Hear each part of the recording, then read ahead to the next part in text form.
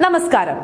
നിയമസഭാ തെരഞ്ഞെടുപ്പിൽ കേരള ചരിത്രത്തിലെ ഏറ്റവും വലിയ നാണംകെട്ട പരാജയം ഏറ്റുവാങ്ങിയിട്ടും ഇനിയെങ്കിലും ആ ധാർഷ്ട്യം നിറഞ്ഞ ശരീരഭാഷയും അഹങ്കാരവും മാറ്റാൻ തയ്യാറാകാത്ത പ്രതിപക്ഷ നേതാവ് പിണറായി വിജയനും CPM സംസ്ഥാന സെക്രട്ടറി MV ഗോവിന്ദനുമെതിരെ സ്വന്തം പാർട്ടിക്കുള്ളിൽ നിന്ന് തന്നെ ഉയരുന്ന എതിർശബ്ദങ്ങൾ ഇപ്പോൾ കേരളം മുഴുവൻ പടരുകയാണ്.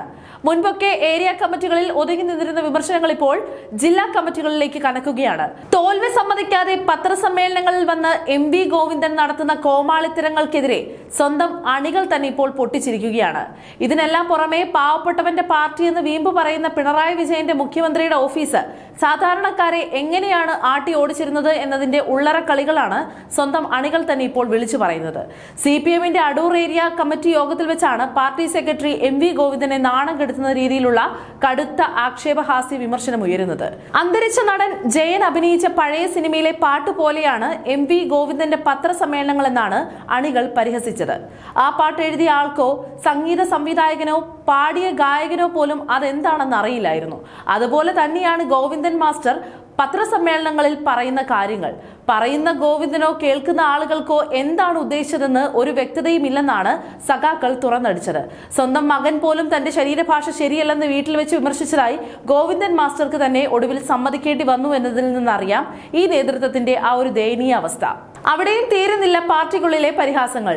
ബന്ധു നിയമന വിവാദത്തിൽ EP ജയരാജനെതിരെ വടിയെടുത്ത സംസ്ഥാന നേതൃത്വം MV ഗോവിന്ദന്റെ ഭാര്യയുടെ നിയമനത്തിനെതിരെ കണ്ണടച്ചത് എന്തുകൊണ്ടാണെന്ന ഇരട്ടത്താപ്പും അണികൾ ചോദ്യം ചെയ്തു തുടങ്ങി.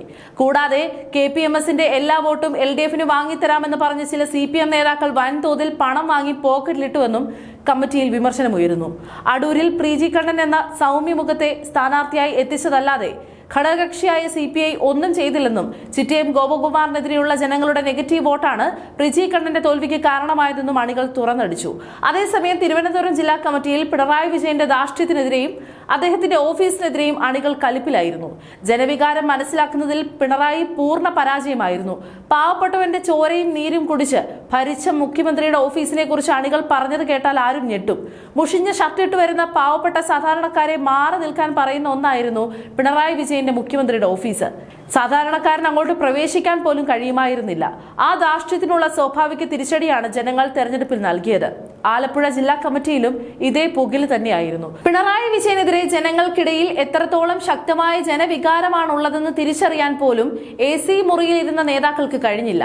നേതൃത്വം തങ്ങളുടെ ശൈലി അടിയന്തരമായി മാറ്റി തിരുത്തിയില്ലെങ്കിൽ കേരളത്തിൽ CPM എന്ന പാർട്ടിക്ക് ഇനി നിലനിൽപ്പില്ലെന്നാണ് ആലപ്പുഴയിലെ നേതാക്കൾ മുന്നറിയിപ്പ് നൽകുന്നത്. ഈ ആഭ്യന്തര യുദ്ധം ഇപ്പോൾ കണ്ണൂർ ലോബിയുടെ അപ്രമാദിത്വത്തിന് നേരെ കാസർകോട്ടേക്കും പടർന്നിരിക്കുകയാണ്. കാസർഗോഡ് തൃക്കരിപ്പൂർ ഏരിയ കമ്മിറ്റിയിൽ കണ്ണൂരിലെ പാർട്ടി നേതാക്കൾക്കെതിരെ രൂക്ഷമായ വിമർശനമാണ് ഉയരുന്നത്. പയ്യന്നൂരിലെ CPMന്റെ ആഭ്യന്തര സംഘടന പ്രശ്നങ്ങളാണ് തൃക്കരിപ്പൂരിലെ കനത്ത തോൽവിക്ക് കാരണമായതെന്നും ഇനിമേൽ MV ഗോവിന്ദൻ പങ്കെടുക്കുന്ന ഒരു പരിപാടിയും തങ്ങൾ വിജയിപ്പിക്കില്ലെന്നും അവ ബഹിഷ്കരിക്കുമെന്നും അണികൾ കട്ടായം പറഞ്ഞു. പിണറായിയെയും ഗോവിന്ദനെയും മാറ്റി നിർത്തിക്കൊണ്ട് P ജയരാജനെയും KK ശൈലജ ടീച്ചറെയും പാർട്ടിയുടെ മുൻനിര നേതൃത്വത്തിലേക്ക് അടിയന്തരമായി കൊണ്ടുവരണമെന്നാണ് കാസർകോട്ടെ സഖാക്കൾ ആവശ്യപ്പെടുന്നത്.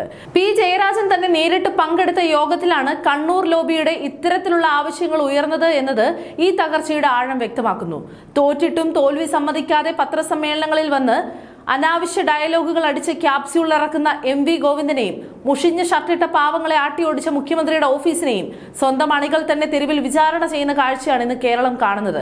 EP-യെ വെട്ടിനിരത്തിയിട്ട് ഭാര്യയ്ക്ക് വേണ്ടി കസേര ഒരുക്കിയ ഗോവിന്ദൻ മാഷിന്റെ ഇരട്ടത്താപ്പും പിണറായിയുടെ അഹങ്കാരവും CPMന്റെ ചവറ്റുകുട്ടയിലേക്ക് എറിയാൻ സ്വന്തം അണികൾ തന്നെ വാളെടുക്കുമ്പോൾ കപട സഖാക്കളുടെ അന്ത്യം ദയനീയമായിരിക്കുമെന്ന കാര്യത്തിൽ യാതൊരുവിധ തർക്കവുമില്ല.